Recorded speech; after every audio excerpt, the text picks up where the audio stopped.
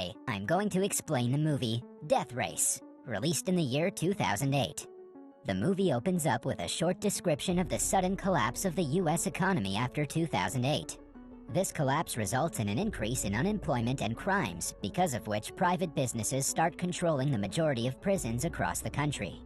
One of such prisons is Terminal Island Prison, run by a female warden, Hennessy, who broadcasts Death Race to the rest of the world via a famous website on the internet. Death Race is a competition where the inmates race against each other and the winner gets various benefits, including their freedom. The next scene begins with a race nearing its finish between Machine Gun Joe and Frankenstein, who is joined by a female navigator. Frankenstein seems to have a problem with his car system as none of his weapons are working and also his defensive system crashes. Taking this opportunity, Joe starts wrecking Frank's car using various weapons.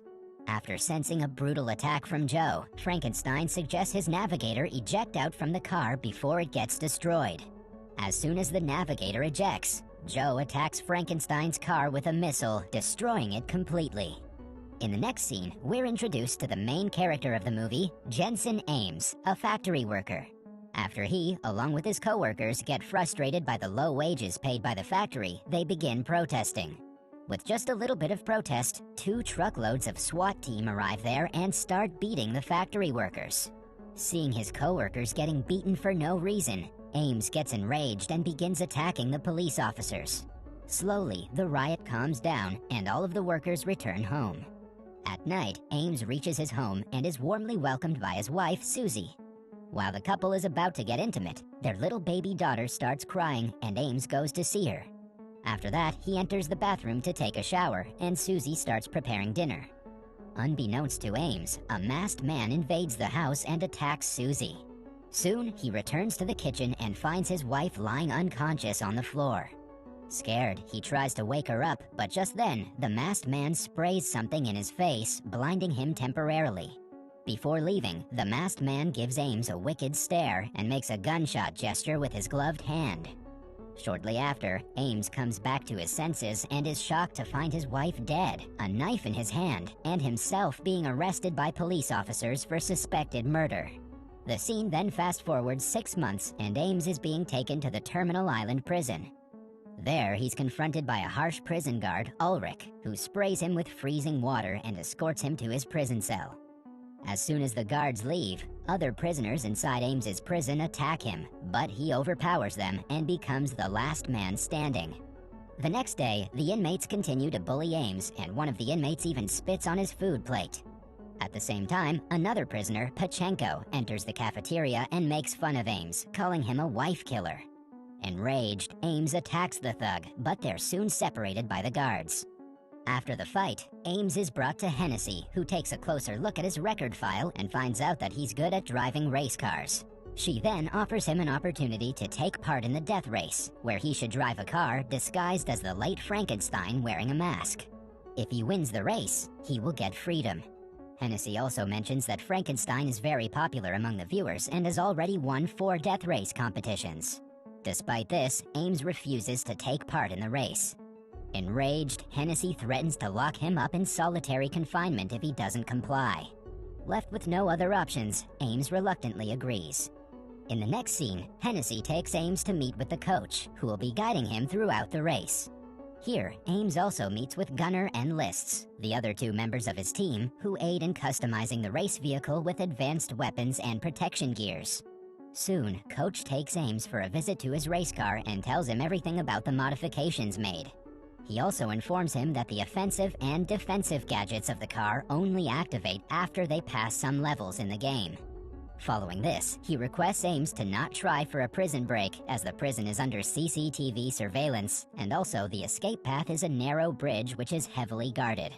The team continues their discussion about the race in the backyard, where the coach tells Ames that the race is divided into 3 stages, where the driver must survive through stages 1 and 2 in order to take part in stage 3. After the completion of all 3 stages, the winner gets his freedom. The next day, before the race, Ames is brought to Hennessy's office and is given the face mask of Frankenstein. When Ames wears the mask and walks out for the race, everyone believes that Frankenstein is alive and cheers for him. Just before the start of Stage 1 of the race, Ames is introduced to his navigator, Elizabeth Case, who is also Frankenstein's previous navigator. Soon, the race begins and Case assists Ames in adjusting to the car. During the race, drivers must drive their cars over symbols to activate the offensive and defensive functions in their vehicles. Other racers are able to access the features, but despite driving his car over the symbols, Ames is unable to use them effectively. The other drivers soon start shooting at each other, as killing other participants is allowed in the game. The race is also broadcasted worldwide, with millions of people watching it live. Just then, Ames is taken aback to notice Pachenko, the other driver, making the same hand gesture as the masked man who killed his wife. After taking a severe blow from Machine Gun Joe, Ames finishes Stage 1 in the last position, while 3 other drivers are eliminated. In the next scene, Ames realizes that he's just being used by Hennessy for her personal gain. He then confronts her about Pachenko and refuses to take part in Stage 2, but the latter responds by showing him images of his daughter living with foster parents.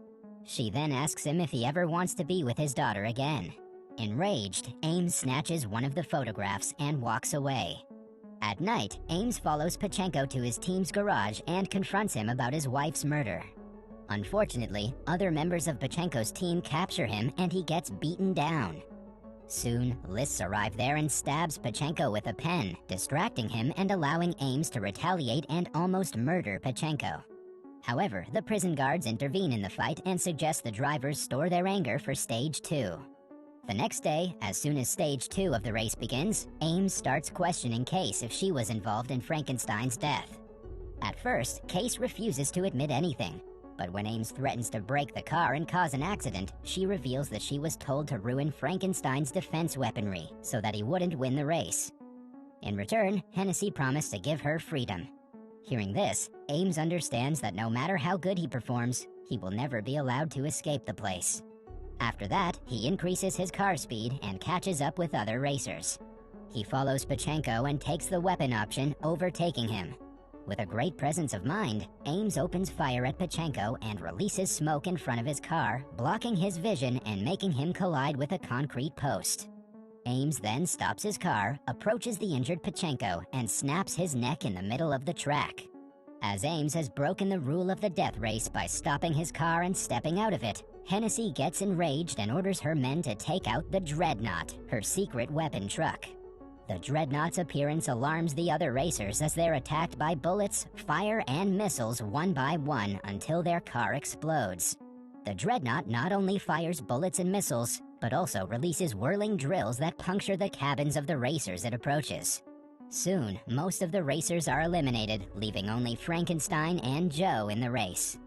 Seeing the monster tank wreak havoc, Ames contacts Joe during the race and suggests they work as a team, to which Joe agrees.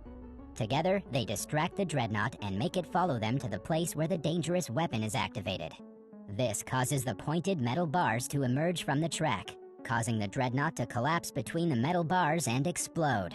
With the Dreadnought destroyed completely, the second stage of the race is also completed. Witnessing Ames perform so well in the race and out of fear that he's well aware of her plans, Hennessy instructs Ulrich to plant a bomb beneath Ames' car and kill him during the final race. The next day, Ulrich follows Hennessy's command and plants a bomb under Ames's car, while Hennessy distracts the prisoners with a sudden speech. Ames, on the other hand, comes up with his own strategy after watching a video of a smashed billboard from the previous race and tells Joe that they need to have a chat. The final stage of the race begins with Joe and Ames making some modifications in their cars. Ames has added an extra half-gallon of fuel to his car, while Joe has installed some deadly missiles on the top of his car. Case then reveals to Ames that Hennessy visited her and asked her to make him lose the race, and also mentions that she has already got her release papers. However, she assures him that she's no longer going to follow Hennessy's directions. Unfortunately, during the race, Hennessy rigs the features of the track against Ames, giving Joe an upper hand to defeat him. At the beginning of the second lap of the race, Hennessy activates the missile feature for Joe. Surprisingly, rather than firing at Ames, Joe fires towards the billboard, which is covering the escape route from the prison. The missiles destroy the billboard, allowing Joe and Ames to drive past it. Seeing them escape, Hennessy immediately stops the live broadcast and orders her officers to follow the racers and arrest them. She also tries to activate the bomb planted under Ames's car, but it shows no effect. Turns out that the coach and other team members had already taken it out before the race started. Elsewhere, with helicopters and police cars following the escaped duo, Ames releases the extra half-gallon of fuel and causes a great explosion in the middle of the road, restricting the police officers from following them. Furthermore, the duo decides to separate, making the helicopters follow only Ames, as he is driving as Frankenstein and is their most important asset. Following this, the group initiates the third plan, which involves Case. She mentions that she's ready, and he has already got her release papers. With this, Ames exchanges seats with Case and jumps out from the car. Case takes on the wheels and drives for some distance until the helicopters launch a wall of fire in front of her. At last, Case steps out of the car, surrendering herself to the police, wearing Frankenstein's mask. Later, Ulrich visits Hennessy's office with a gift and some congratulatory cards for the successful capture of Frankenstein. Unfortunately, when she opens the gift box, she is surprised to see the same bomb that she planted under Frankenstein's car. With no time to respond, the bomb detonates, killing them on the spot. Elsewhere, the coach can be seen having pressed the detonator. 6 months later, Joe and Ames have opened up a garage somewhere in Mexico and are living a good life. Ames has regained custody of his daughter, too. Just then, they get a surprise visit from Case, who congratulates them on their new life. Ames concludes the film by saying that, while he knows he isn't the best dad in the world, no one can love their child more than he does.